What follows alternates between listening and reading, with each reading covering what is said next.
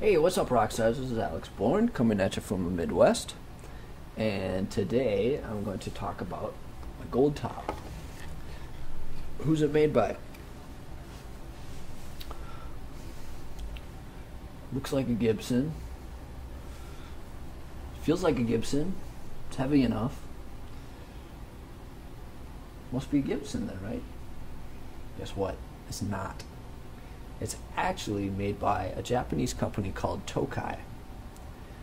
And they're so close to Les Paul's, to Gibson trademarks, that they're actually banned from being sold in the U.S. Retail in stores. That is, you can. If you have one as a private individual, you can sell them, that's fine.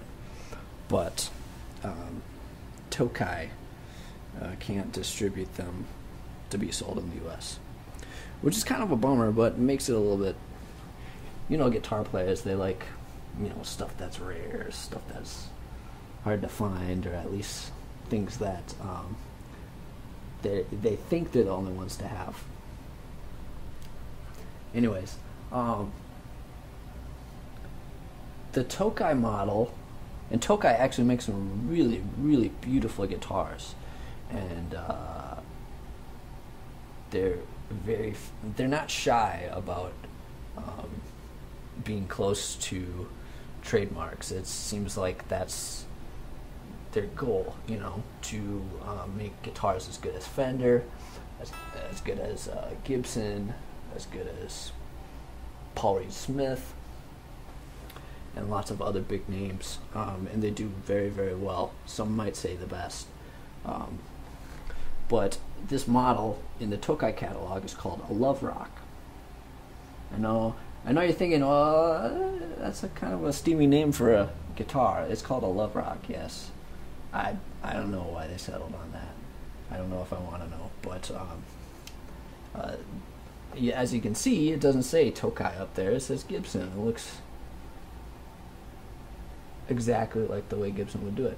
Well, the owner previous to me had the Gibson treatment done to it by a professional luthier. Now, I wouldn't be surprised if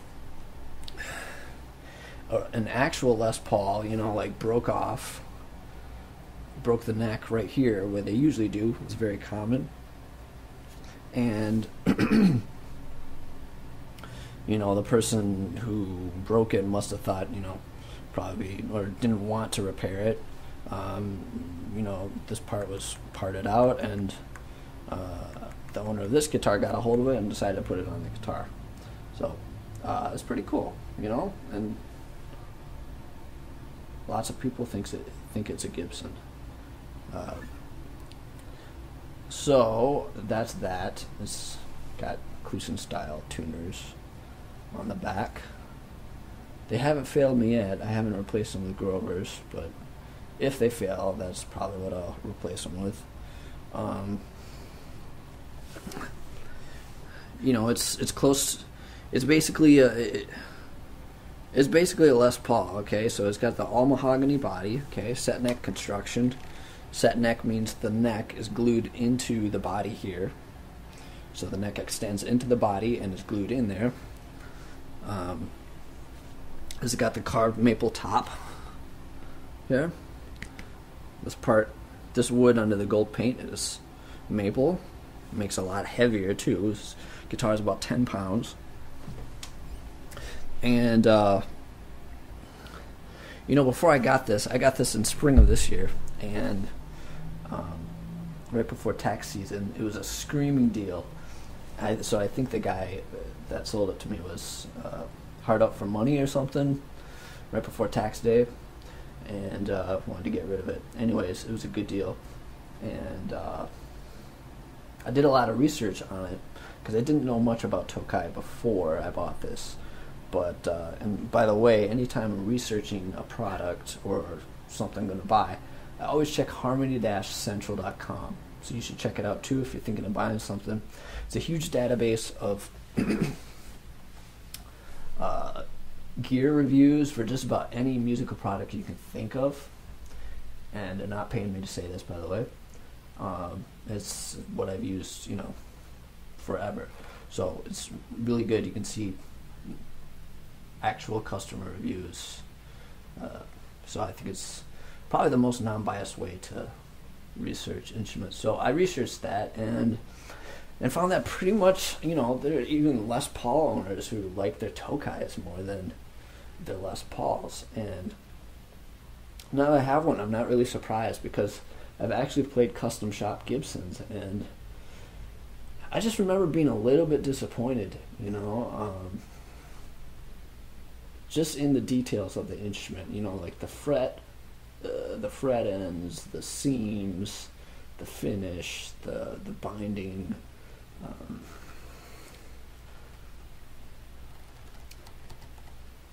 And this one seems a lot better to me, honestly, and I don't think it's just because I got a good deal on it, but that's my opinion. You should really try one if you can find one. I think you'd be pleasantly surprised. It came with two P90 pickups in it. This is the original neck pickup. I really like the sound of that one. There was a P90 in here. Didn't like that one very much. So the first replacement was a Seymour Duncan.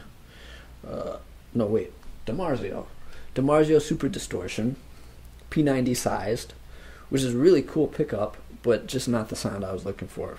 So I still have that one somewhere, but I decided to put in a Lollar mini humbucker instead. So I still got kind of like a classic sounding pickup that was a humbucker still. The Super Distortion is very modern sounding. I didn't really like the way it cleaned up, but this one is pretty good. And these together, just these two combinations can make very versatile sounds. Put these two together, in the middle position, and they sound like a huge single coil. Sounds like a huge Strat. It's awesome. And then I really like the P90s because they're just so tight. For funky stuff, nothing beats a P90 to me. It's just so tight. And for the rock sounds, solo stuff, I use the mini humbucker. But yeah, more about the neck construction. This part of the neck that goes into the body that is glued in there is called a tenon, Tenon. And from my research, I found that the Tokai tenons are actually a little bit longer than the Gibson tenons, which offers more sustain, how long the strings ring, and enhances tonal characteristics. So I think that's about it. As you can see, usually on this Les Paul, at least, I string my strings over the tailpiece there. I learned that Zakk Wylde does that. I used to be crazy about Zakk Wylde. And I heard he did that. I found out it actually reduces the tension of the strings, on the neck. And I figured that would be a good idea, because these are 12s, actually. Yeah, really heavy strings. 12s on a Les Paul. It sounds that good, too. So, yeah, it's heavy, too. It's about 10 pounds. And when I'm playing this guitar, I really can't play it for more than 2 hours before I start to get knots in my back, seriously. So I use I knew it would be heavy when I bought it, and so I tried to find the best, most comfortable strap that I could. And again, I went to harmony-central.com and found people raving about the comfort strap, which is what this is. But at Guitar Center, this is actually the base version, which is wider, kind of distributes the weight further apart on your back. And this pad is made of a material called neoprene. I don't know if you're familiar with that, but it's so comfortable. If you haven't tried a neoprene strap before, you should try it. because it's just so cushy. A lot of padded materials will go flat after you use them a lot. They'll just lose their give, you know, and they'll just be flat.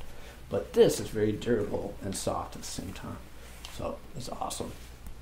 That's what I use with all my guitars now. But it's especially useful on this one.